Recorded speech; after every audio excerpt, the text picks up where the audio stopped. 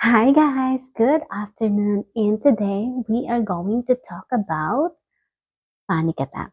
Yes, I wanted to share you my story, how I get through my panic attack and when did it started.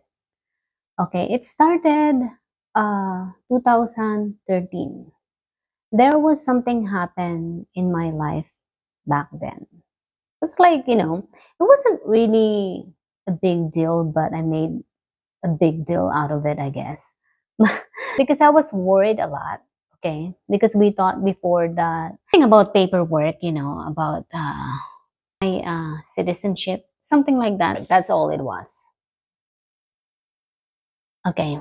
So I was worried that I thought that, in my mind, what if, I have to go back to the Philippines, and which is, I don't want to go back to the Philippines, that time. Yeah, but it wasn't a really serious, but like I said, I just made it very uh big deal about it. Okay, but yes, because it was a hard process. It was too many paperwork. It was too many. It was a stressful times, of my life before, and it cost a lot of money too because it's for me and my child.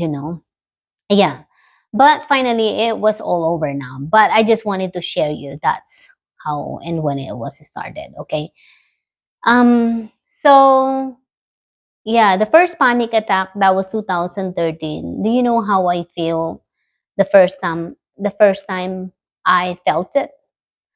It was scary at first because I thought, I never had it before. I knew that I had anxiety ever since when I was a kid. But when I was a kid, I never had a panic attack experience. So yeah, I just experienced this. That was year 2013. Okay. I felt like in the meantime, everything around me felt like it went dark for just a few seconds. That I feel like I'm going to pass out. And everything around me went spinning for, a few seconds. And then I felt my heart beat fast, and my chest, I feel like a little chest pain, and I felt like my throat was so dry and that I couldn't breathe, that I'm having a hard time grasping air. So that's why I thought I was going to die. I was like, and then I start to like, I don't know what happened to me. I started to shake, like doing this, like that. I don't know if it was just a mild stroke. I mean, mixed with mild stroke or what. And then my lips turned like this, and I couldn't even speak. Yeah, but that wasn't like it. It wasn't last for a long time. Long time. It was just for a few seconds. So I got scared.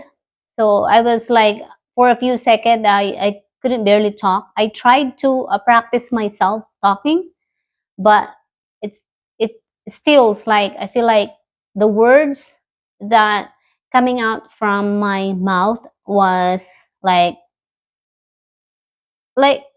not very clear, and it sounded like I was stuttering. Yes, that was my first experience.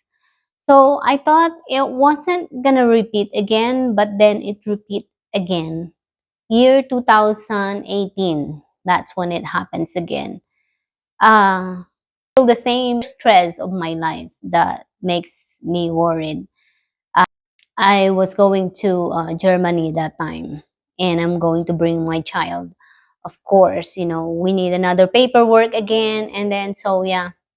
But then something like that again, the same process again. So it makes me scared again, and I said to my mind, what if I can't make it? I can't go to Germany, and what if I cannot bring my child to go to Germany? I don't want to leave my child alone in the US. Who's gonna take care of him? So and then same thing happens. It makes me feel like um, everything around me went dark again, and then went spinning. My head went spinning for a few seconds, and same thing. My throat becomes dry again, and that I was grasping for air, and then a little of chest pain, and I couldn't breathe. So it got me scared. I was starting to panic, and then my heartbeat went like beat fast. And so I asked my coworkers if she could took over my register while I'm just trying to get some fresh air outside. And so yeah, that time it was like I was working as a cashier, as I mentioned before, at Lowe's.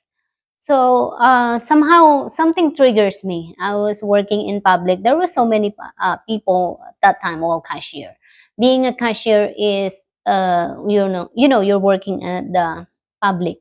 You're working with a lot of people, dealing with a lot of people. So that was my first time working as a cashier, and it was like that was the first year of me working as a cashier. And so I guess it triggers that day, and somehow I got like, I thought I was going to die. In my mind, I was going to die. So my heartbeat went fast. I was beating fast, and then, like I said, I have a chest pain. I couldn't breathe. I was doing this, and I thought I was really going to die. So I said to my coworkers, I'm just going to get some fresh air outside. I couldn't breathe. And I was glad because she was nice and she took over my register and she said, okay, go ahead. Go, I'll take care of your register. So I went outside, and then outside, I was like starting to cry. You know, I was like doing this, shaking again, and I couldn't breathe. And so in my mind, I was already scared because in my mind, I thought I was going to die. And then there was a lot of flashbacks and a lot of like thinking going on. And then I said to my mind, no, Lord. I was praying in my mind. I said, no, Lord, I can't die. I can't die just yet because my child needs me. And that time, my child, he was only 13 years old. So I got scared. I was crying because in my mind I said, "Who's gonna take care of my child if I die?" So that's the first thing that came up in my mind. I thought I was going to die. I was because I thought I was having a heart attack because that's the feeling is like it feels like a heart attack because you have a chest pain, and then it feels like it was squeezing your heart, and then you couldn't breathe. So I thought I was going to die right away or slowly dying. That's how I feel. So in my mind, while I'm thinking I'm going to die, I have so much questions in my mind, and I just have a lot of like, praying in my mind, questioning God's, and I said, God, what is going to happen to my child if you take me right now? Don't take me right away because my child needs me, and no one is gonna take care of him. He's the only one that I have, and I'm the only one what he got. So please don't take me just yet because my child needs me, and no one is gonna take care of him, and I'm the only one his family in here in the US. So if I die, who's gonna take care of him? Who's gonna watch over him? How is he going to live? How is he going to survive? And uh, am I going to be sure that whoever gonna take care of my child is gonna take care of him? I'm not sure. I don't trust anybody to take care of my child because that's my child. It's me who's going to take care of him and going to protect him. That's how much I was worried about my child that time. That's was I was having my fear in that day. And I was keep praying and praying. I said, no, don't take me just yet. I still wanted to see my child grow. I still wanted to see my child succeeded in life. And I still wanted to see him going to school, finish his school, and live his life and have, his own family. And or living his life. See, thinking about this already, I'm already having anxiety. But this is just, this is how much I love my son. So I always pray. I said that I love my son so much. So he's the only one that I have in this world. So yeah, he's the only one that I got in everything that I. So that's why, hold on. Sorry, it's just me when I'm having a, you know, anxiety attack about worrying about things. And this is the other, anxieties and panic attack that I'm having. Okay. I'm fine with anxieties right now. So I'm not like really, really bad. Like I need to take medicine or something. No, I don't really take the medicine all the time. And I don't have to take the medicine. Mm, even the doctor said that you have to take the medicine every day. And I didn't follow her instruction to take, the medicine every day. So right now I was off for like 1 week now. Yeah, I haven't taken my anxiety pills in just 1 week because I can handle it. I have just learned that the anxiety wasn't really bad for me. For me, anxiety is just trying to help me to, navigate my life. And that's how I think that anxiety is. So yeah. Anyways, back to my uh panic attack. So in my mind I said, Lord, please, I was crying outside in front of the grocery store. There was a chair, there was a bench in the grocery store outside by the door. Yeah. So in front there, I was sitting there and trying to calm myself down. I was like doing inhale and exhale. I was like, okay, Lord, help me.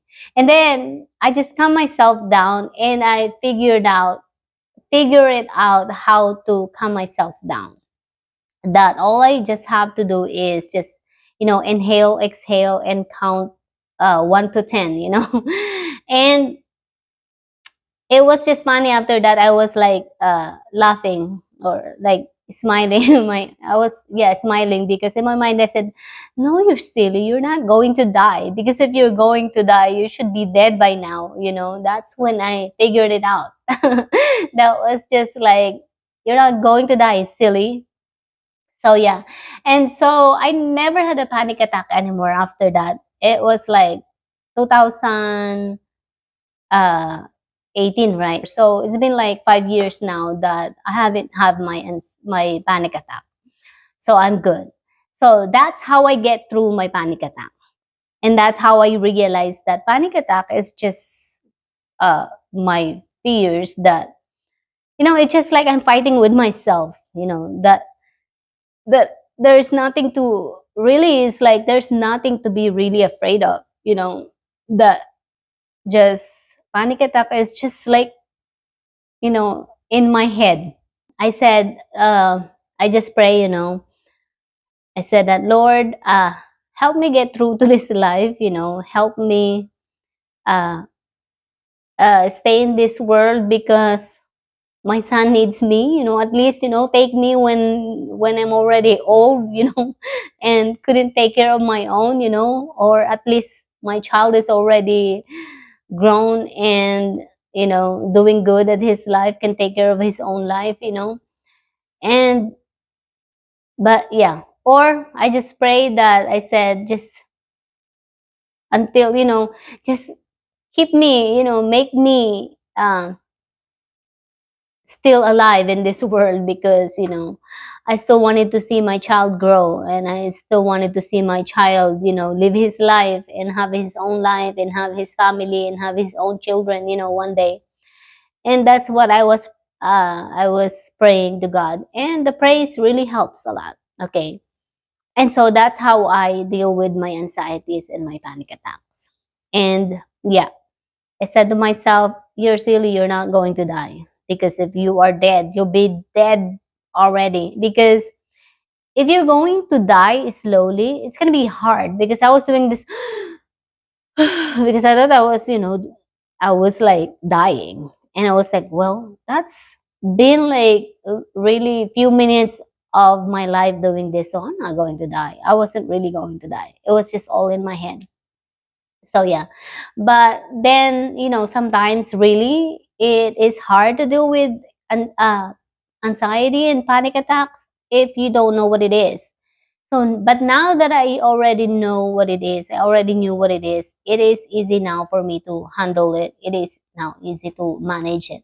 So mostly when I started to my first job, the first day of my job, that's when I feel like overwhelming and sometimes I couldn't breathe. So I have my albuterol, and when I couldn't breathe, all I do is I just inhale, exhale, and it helps a lot. And then sometimes it doesn't really go away, or it takes a lot of time to go away. So what I do, I just take my albuterol and just spray 2 puff, and it helps. And yeah, so yeah, I just wanted to share that. So if you are dealing with anxieties and panic attack, pray is a big help, and then how do you call that, what else, meditating, it really helps a lot because I meditate too sometimes. And counting, 1 to 10, and inhale, exhale, inhale, exhale, I do that, and then I count 1 to 10.